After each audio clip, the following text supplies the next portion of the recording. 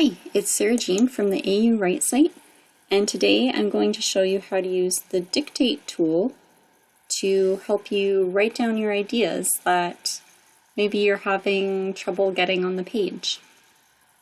So under the Home tab and this Voice section, just click the microphone, and it says it's listening. So it will start to put some text on the page. But one thing you might notice is it doesn't know where to put the punctuation. So you will either need to tell it to add punctuation, comma, or you will need to completely edit it to add the punctuation later, period.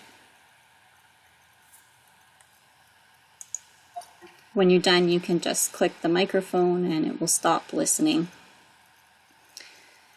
Depending on where you use this tool in your writing process, you may or may not need to edit.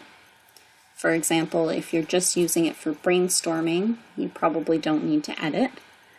But if you're using it to actually draft, then you would go back and you would edit. Sometimes we have excess words, like I don't want this. And here, it, what is it? I want to replace with the noun of what I'm talking about.